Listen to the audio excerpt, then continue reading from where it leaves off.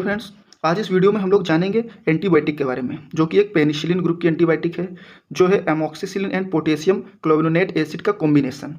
ये combination market में आपको 375 mg और 625 mg के टेबलेट के रूप में मिल जाता है। तो ये एक ब्रॉड स्पेक्ट्रम की एंटीबायोटिक होती है, मतलब ये ग्राम पॉजिटिव और ग्राम निगेटिव दोनों बैक्टीरिया को मारने के लिए यूज होती है। ये बैक्टीरियोसिडल होती है, बैक्टीरिया को किल कर देती है। कुछ एंटीबायोटिक्स बैक्टीरियोस्टैटिक भी होती हैं, जो बैक्टीरिया के वर्क को रोकती हैं, उसके कार्य मतलब उसके फंक्शन को रोकती हैं। लेकिन ये बैक्टीरियोसिडल है, बैक्टीरिया को कंप्लीटली किल कर देती हैं। और ये एंटीबायोटिक्स जो होती हैं, जो बैक्टीरिया उसको किल करती हैं, जैसे कि स्टेप्लोकोकस ओरियस, ये ग्राम पॉजिटिव बैक्टीरिया होती है। इरेशिया कोलाई, ये ग्राम नेगेटिव बैक्टीरिया है। और भी कुछ बैक्टीरिया जैसे क्रेप्सुला स्पीसीज, इंट्रोवेक्टर स्पीसीज, तो बहुत सारी बैक्टीरिया और भी होती हैं जिनके खिलाफ इसको यूज किया जाता है। इसकी अगर ग्रुप की बात करें तो ये पेनिसिलिन ग्रुप की ड्रग होती है और एंटीबायोटिक होती है। और ये इसकी कैटेगरी देखें तो ये बीटा लैक्टम जो कैटेगरी होती है उसकी एंटीबायोटिक होती है। इसमें बीटा लैक्टम रिंग पाई जाती है। तो ये मार्केट में जो कॉम्बिनेशन 625 mg का आता है, उसमें 500 mg जो है वो एमोक्सिसिलिन होता है और 125 mg पोटेशियम क्लोविनेट एसिड होता है, जिसके साथ में ये एमोक्सिसिलिन के साथ में मिलकर वर्क करता है तो अच्छे से काम कर पाता है। नेक्स्ट जो देखने वाले हम लोग हैं वो है एमोक्सिसिलिन जो होती है वो क्लोविनिक एसिड के साथ क्यों होती है, मतलब क्लोविनिक एसिड को एमोक्सिसिलिन के साथ क्यों मिलाया जाता है, इस चीज़ को हम लोग देखेंगे। तो जो एमोक्सिसिलिन होता है उसमें वो बीटा लैक्टम होता है, तो उसमें एक बीटा लैक्टम रिंग होती है। तो ये जो बैक्टीरियाज होते हैं, ये बैक्टीरिया बीटा लैक्टमेज एंजाइम रखते हैं। तो ये एंजाइम इसकी रिंग को डिस्ट्रॉय कर देता है, ख़त्म कर देता है। तो ये अच्छे से काम नहीं कर पाती है एमोक्सिसिलिन। तो इसके साथ में जब क्लोविनिक एसिड मिला दिया जाता है तो ये क्लोविनिक एसिड में बीटा लैक्टमेज इनहिबिटर्स होता है। मतलब ये जो एंजाइम बैक्टीरिया बना रही है, lactamase enzyme, beta lactamase enzyme, इसको ये इनहिबिट कर देता है, बनने से रोक देता है। तो ये बैक्टीरिया एमोक्सिसिलिन की रिंग को ख़त्म नहीं कर पाती है और एमोक्सिसिलिन अपना अच्छे से वर्क कर पाता है। इस वजह से एमोक्सिसिलिन और क्लोविनिक एसिड का कॉम्बिनेशन आता है ताकि अच्छी पोटेंसी से एंटीबायोटिक वर्क कर सके। नेक्स्ट जो है हम इसके मैकेनिज्म को देखने वाले हैं। बीटा लैक्टम एंटीबायोटिक जो होती हैं वो बैक्टीरियोसाइडल होती हैं, मतलब बैक्टीरिया को किल कर देती हैं। और ये बैक्टीरिया को किल करती हैं सेल वॉल फॉर्मेशन को रोक के, मतलब ये बैक्टीरिया में जो सेल वॉल होती है उसको बनने से ये रोक देती हैं।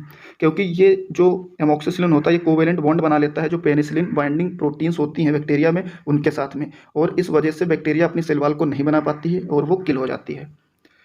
नेक्स्ट हम लोग देखेंगे कि ये एंटीबायोटिक्स कहाँ पे यूज की जाती हैं, इनके इंडिकेशंस क्या हैं। तो ये अगर ऊपर से स्टार्ट करें तो ये ब्रेन में हम अगर देखें तो ब्रेन में जो मेनिंजाइटिस होती है, जैसे ये ब्रेन है, इसमें जो मेनिंजाइटिस होती है, जो इन्फ्लामेशन ऑफ ब्रेन का होता है, उसको ये ट्रीट करने के लिए यूज की जाती है। माउथ में अगर देखें तो कोई बैक्टीरियल इन्फेक्शन है माउथ में, तो उसके लिए भी हम इस एंटीबायोटिक का यूज कर सकते हैं। ईयर में अगर कान में देखें तो जो ओटाइटिस होती है जिसे हम इन्फ्लामेशन ऑफ ईयर बोलते हैं, उसके लिए भी इस एंटीबायोटिक का यूज किया जाता है। रेस्पिरेटरी सिस्टम में अगर देखें तो जो ब्रोंकाइटिस होती है, जो ब्रोंक्योल्स होते हैं, उनमें जब इन्फ्लामेशन हो जाता है उसको सही करने के लिए, या फिर निमोनिया की जो बैक्टीरिया हैं, जो निमोनिया हो जाती है, उसको भी सही करने के लिए हम एमोक्सिसिलिन और क्लोविनिक एसिड के कॉम्बिनेशन को यूज कर सकते हैं। नेक्स्ट देखें अगर हार्ट में तो एंडोकार्डाइटिस जो होती है उसको भी इससे ट्रीट किया जा सकता है। एब्डोमेन कैविटी में अगर आएँ तो जैसे बाइलरी कोई बैक्टीरियल इन्फेक्शन है, या कोई पेप्टिक अल्सर है, या कोई स्प्लीन में प्रॉब्लम है, इन्फेक्शन है, या इंटेस्टाइनल इन्फेक्शन है, या यूटीआई मतलब यूरिनरी ट्रैक्ट इन्फेक्शन है, या कोई बोन या जॉइंट्स में इन्फेक्शन है, उसके लिए भी इस एंटीबायोटिक का यूज किया जाता है। घाव है कोई पस है, उसको भी सही करने के लिए ये पेनिसिलिन एंटीबायोटिक को अच्छे से यूज करना चाहिए ताकि वहाँ पे इसका रिजल्ट अच्छा आता है।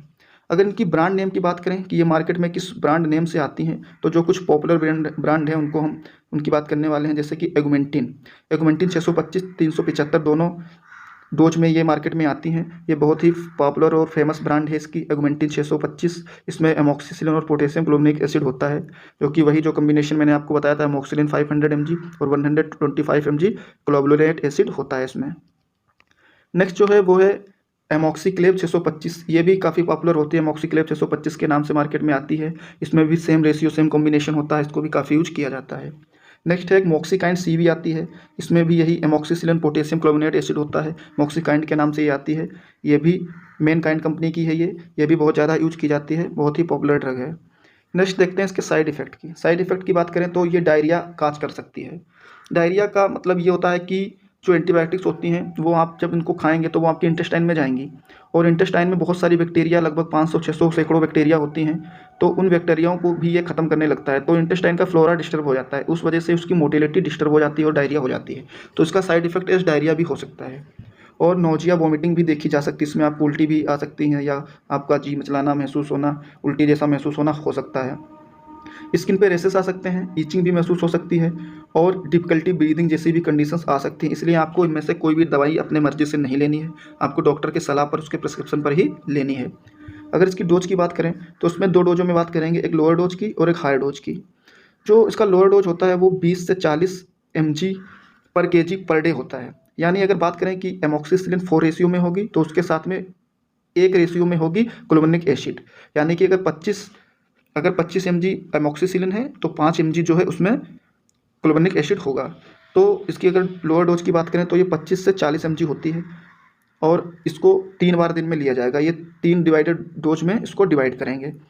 और यहाँ पे अगर हाई डोज की बात करें तो ये 40 से 60 mg पर केजी पर डे हो सकती है। जैसे कि आप अगर 20 किलो का, अगर कोई मतलब मान लो कि 60 किलो का कोई बॉडी है, तो अगर 60 किलो के पर्सन को देना है तो उसमें 60 इंटू 220 हो जाएगा। अगर आपको 20 की डोज रेट से देना है तो ये 1200 आ गया, तो उसको 3 डिवाइडेड डोज में देना है, पर डे की ये डोज रेट है।